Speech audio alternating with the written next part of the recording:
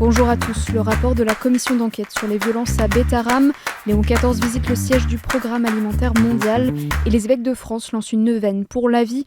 C'est aujourd'hui dans Cycle, la sélection de l'info catholique. La commission d'enquête indépendante sur les violences à Notre-Dame de Bétharram a publié ce samedi son rapport, fruit de 12 mois de travaux et intitulé Bétharram, terreur et silence, écouter, reconnaître, réparer et protéger.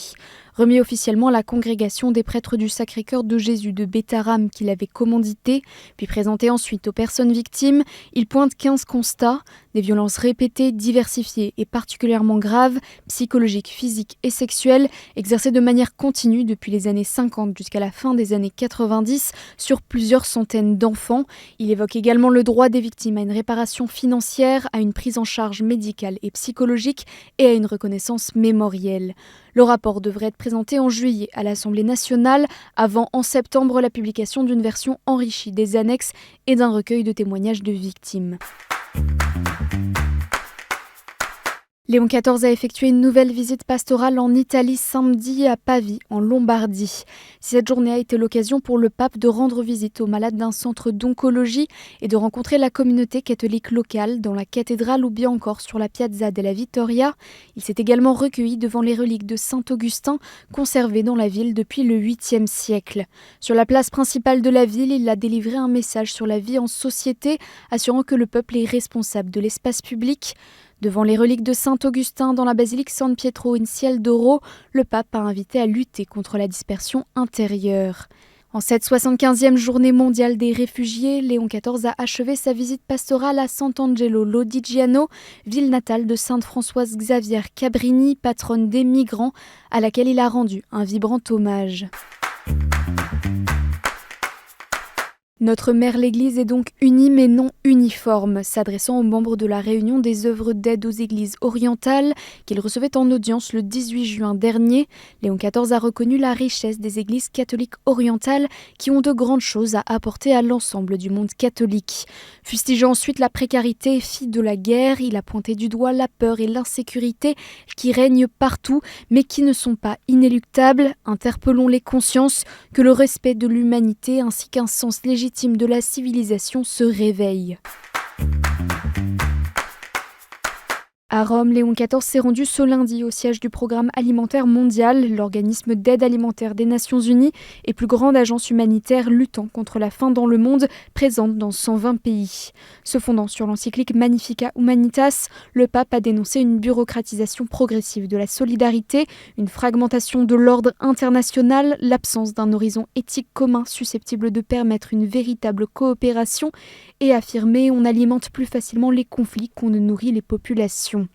Le Saint-Père a également défendu la mission de l'Église catholique qui consiste à défendre la dignité humaine et à promouvoir la fraternité, plaidé pour un engagement multilatéral renforcé et averti que sans action collective, les crises humanitaires risquent de conduire à un effondrement irréversible. Alors que la proposition de loi sur la fin de vie est revenue ce lundi en 3e lecture à l'Assemblée nationale, avant un vote solennel prévu le 30 juin, les évêques de France invitent les catholiques à s'unir à une neuvaine de prière pour la vie. Lancée dimanche, elle propose chaque jour et jusqu'à la veille du vote une intention de prière particulière pour les élus, les soignants, les personnes malades ou en fin de vie et leurs proches. Ce lundi, alors qu'il recevait en audience les membres de la Fondation Jérôme Lejeune, le pape a déclaré que jamais la médecine ne pourra se faire la servante de la mort programmée et que la valeur de la personne ne dépend pas de ce qu'elle réalise ou produit. Plusieurs rassemblements contre l'euthanasie et le suicide assisté sont organisés tout au long de la semaine. La nation est en péril. Dressons nos fronts, prenons le plus bel élan. La conférence épiscopale nationale du Congo a clôturé ce samedi 3 jours d'assemblée plénière extraordinaire.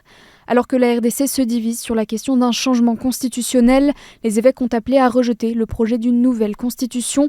Nous ne voyons ni la nécessité, ni l'urgence, ni l'opportunité.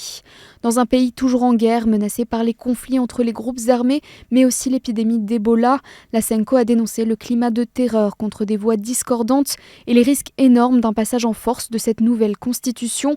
Seul le dialogue permettra de consolider la cohésion nationale. Et en bref, c'est une figure des médias catholiques belges qui est décédée samedi. L'abbé Philippe Mahouet s'est éteint à l'âge de 78 ans, 50 ans jour pour jour après son ordination. Au cours de son ministère, il aura notamment dirigé RCF Bruxelles, ainsi que la radio-télévision catholique belge, la RTCB. Plusieurs ordinations ont été célébrées dès ce week-end, notamment dans le diocèse d'Aix et Arles et pour la communauté Saint-Martin.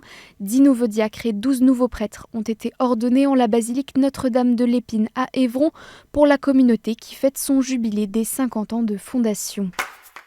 Ce week-end à Lourdes, le 34e pèlerinage des motards, organisé par l'Union motocycliste pyrénéenne, a rassemblé plusieurs dizaines de participants dans la cité mariale. Et pour finir, en Nouvelle-Calédonie, le diocèse de Nouméa a lancé ce dimanche, en la cathédrale Saint-Joseph, les célébrations de l'année jubilaire pour les 60 ans de sa fondation, lors d'une messe présidée par Monseigneur Susitino Sionepoe.